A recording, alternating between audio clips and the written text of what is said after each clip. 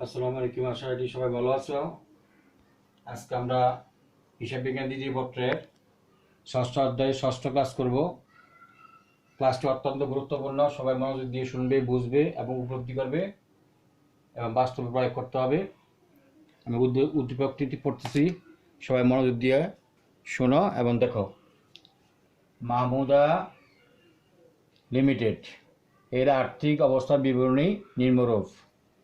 মানে তাহলে কোম্পানির একটা আর্থিক অবস্থার বিবরণী সবসময় দেওয়া থাকে। এখানে সম্পত্তি দায়ের বিবরণী, সম্পত্তির দিকে আছে হাতে নগদ 38,000 টাকা, প্রাপ্য হিসাব 22,000 টাকা, মজুত পণ্য 60,000 টাকা, আসবাবপত্র 40,000 টাকা, কল কবজা 1 লাখ টাকা, টোটাল হইল 2,60,000 টাকা। দায়ের দিকে শেয়ার মূলধন 2 লক্ষ টাকা, পদের হিসাব 42,000 টাকা, ব্যাংক জমা অতিরিক্ত 10,000 টাকা, বকেয়া বেতন 3,000 টাকা, প্রদেয় নোট 5,000 টাকা, টোটাল 60,000 টাকা।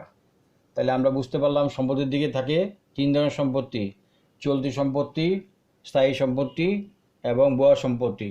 তাহলে এখানে চলতি সম্পত্তি হলো প্রথম 3টা, স্থায়ী সম্পত্তি হলো 2টা, আর এখানে শেয়ার মূলধন প্রথমটা, আর চলতি দায় হইল পরে 4টা হলো চলতি দায়। তাহলে অন্যান্য তথ্যগুলির মধ্যে আমরা চলে যাচ্ছি। অন্যান্য তথ্যগুলির মধ্যে আছে বিক্রয় 12 লক্ষ টাকা। কত টাকা? 12 লক্ষ টাকা। কোম্পানি বিক্রিত পণ্য ব্যয়ের উপর 20% হারে লাভে পণ্য বিক্রি করে। এই শর্ত তো অন্য কোনো অঙ্কে ছিল না, এই অঙ্কের মধ্যে আছে। এটা নতুন সমস্যা। এটা একটু জটিলভাবে সবাই শুনবে, বুঝবে, দেখতে হবে। নিট লাভ 60,000 টাকা। তাই যখন আমরা জানি বিক্রি মূল্যের উপর পার্সেন্ট থাকলে সরাসরি আমরা ধরবো, আর যখন বিক্রিত পণ্যের ব্যয়ের উপর লাভ পার্সেন্টেজ থাকে তখন এটা ক্রয় মূল্যের উপর নিয়ে আসতে হবে। এখন করণীয় বলছে আমাদের কতে মোট মুনাফা পরিমাণ নির্ণয়। তা আমরা উদ্দীপক করতেছি। আমরা জানি মোট মুনাফা ইকুয়াল টু সূত্রের লাভের হার ইন্টু মোট বিক্রি মূল্য ডিভাইডেড বাই 100 প্লাস নিট লাভের হার। আমরা সূত্র অনুযায়ী মান বসাবো। আমরা লাভের হার হলো এখানে প্রশ্নে 20% দেওয়া আছে, এই যে এখানে উদ্দীপকে 20% দেওয়া আছে, আমরা 20% আনলাম, ইন্টু মোট বিক্রি মূল্য উপরে এখানে লেখা আছে 12 লক্ষ টাকা। তাইলে আমরা 20 পূরণ 12 লাখ, নিচে হইলে 100, সূত্রের লাভের হার প্রশ্নে দেওয়া আছে 20%, সেটা আমরা নিয়ে আসলাম। তাইলে 100 সাথে 20 যোগ করলে নিচে হবে 120, উপরে হবে 20 পূরণ 12 লাখ। তাহলে কাটাকাটি করলে আমরা কাটাকাটি করলে এখানে হচ্ছে 10,000। 10,000কে আমরা 20 দ্বিগুণ দিলে 2 লক্ষ টাকা পেয়ে যাচ্ছি। তাহলে মোট লাভ আমরা 2 লক্ষ টাকা পেয়ে গেলাম। উদ্দীপক ক শেষ। খতে আসি আমরা।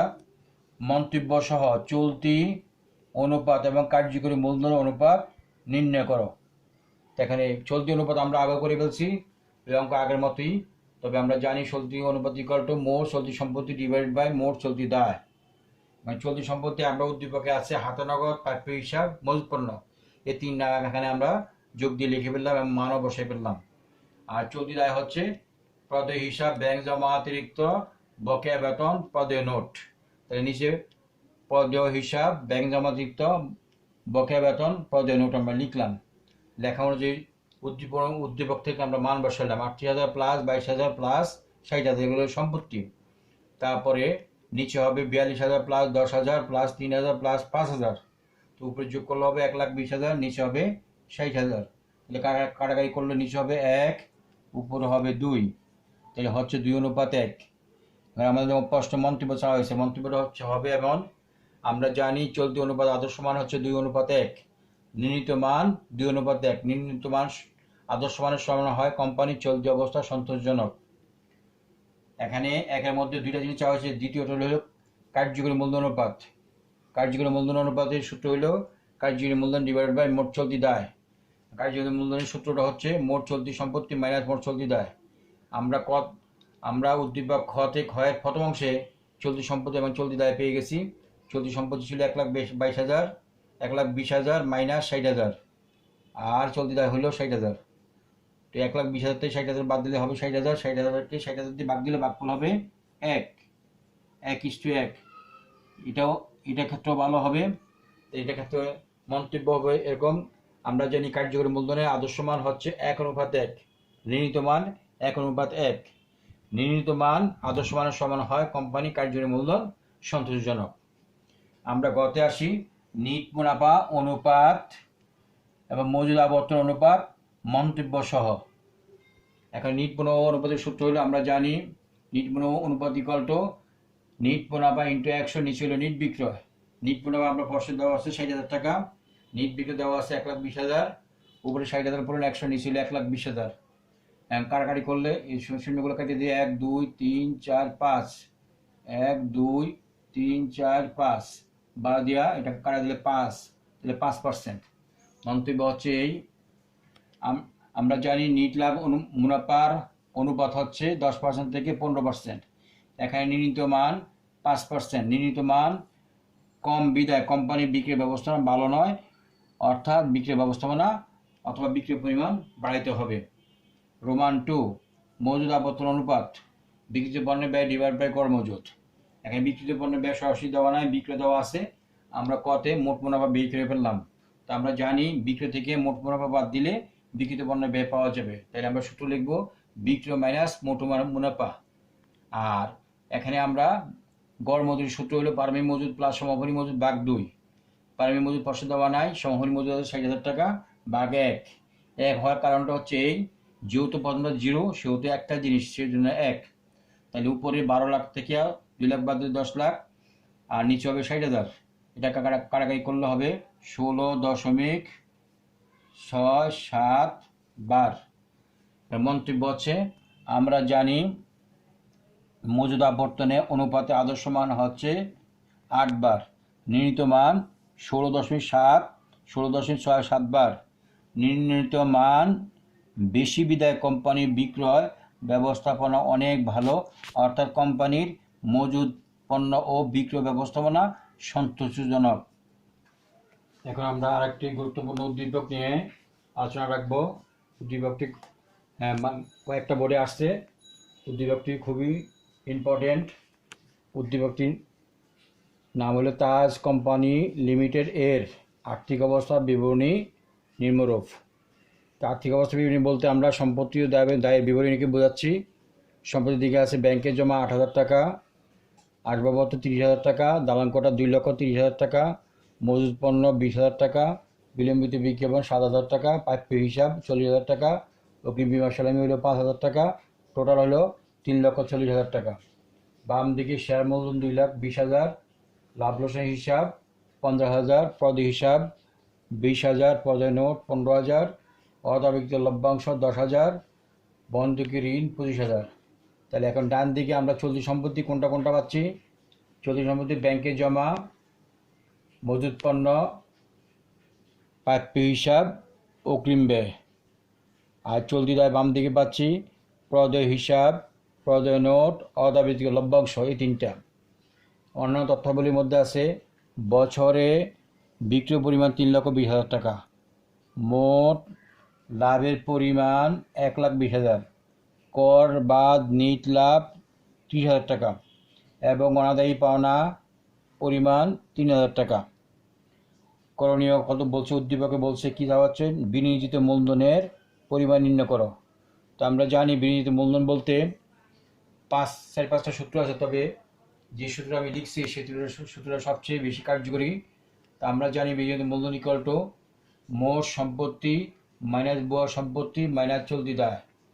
মোট সম্পত্তি বলতে আমরা এই যোগফল বোঝাচ্ছি 3,40,000 টাকা।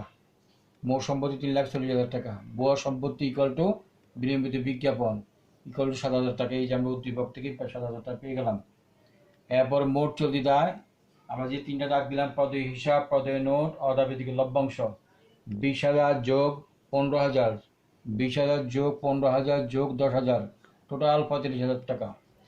এখন সূত্র অনুযায়ী মান বসালে বিনিয়োজিত মূলধন ইকুয়াল টু 3,40,000 মাইনাস 7,000 মাইনাস 45,000। তাহলে এখন 3,40,000 থেকে 7,000 বাদ দিলে 3,33,000, 3,33,000 মাইনাস 45,000, তাইলে থাকলো 2,88,000 টাকা।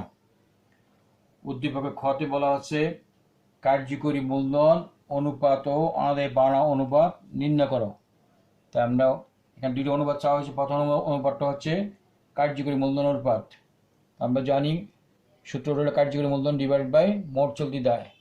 এখন মোট চলতি দায় মাইনাস মোট চলতি সম্পত্তি মাইনাস মোট চলতি দায় হলে আমরা কার্যকরী মূলধন পেয়ে যাব। আর মোট চলতি দায় তো 80।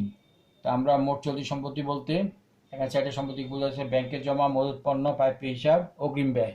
এই 4টা জিনিস আমরা উপর লিখবো, মাইনাস চলতি দায় 3টা।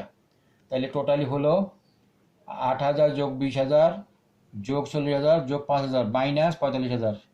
তাহলে টোটালি যোগ করে বিয়োগ করলে হবে 73,000 টাকা। 73,000 মানে আমরা 8,000 যোগ 20,000 যোগ 40,000 যোগ 5,000 তিনটা যোগ করলে হবে 73,000 মাইনাস 45,000।